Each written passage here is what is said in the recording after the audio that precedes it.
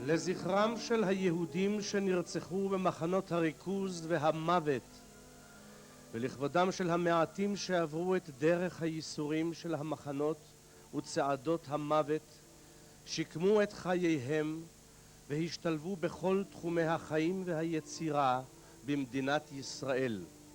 תעלה משואה שלישית יהודית ארנון.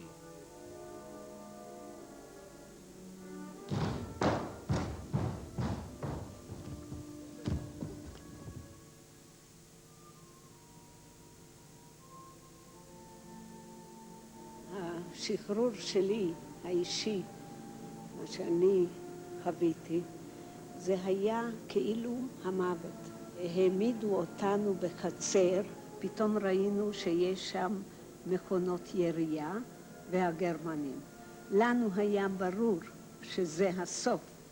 אנחנו לא ידענו את התאריך, אנחנו לא ידענו שזה בעצם כבר היום האחרון, אלא עמדנו שם וחיכינו לסוף.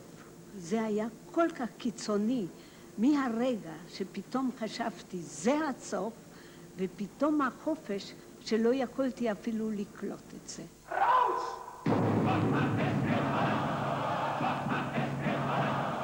הקשר שלי לתנועה או למחול זה כנראה איזה דבר שנולד איתי.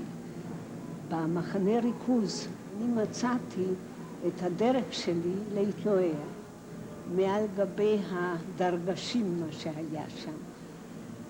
באותם הרגעים פתאום אני גיליתי בפעם הראשונה שאני כן יכולה להטיב עם הדבר, מה שיש לי ומה שאני אוהבת, לאנשים.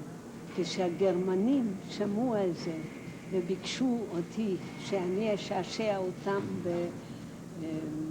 בחג מולד, פעם ראשונה בחיים שלי יכולתי להגיד לא, ולא היה לי אכפת באותו רגע אם הם היו יורים בי, כי התנאים היו כל כך קשים שזה לא היה משנה לי. לא ירו בי, הוענשתי ועמדתי בשלג, אינני יודעת כמה זמן, ואז החלטתי שאם אני אשרד, כל החיים שלי אני אתעסק בריקוד.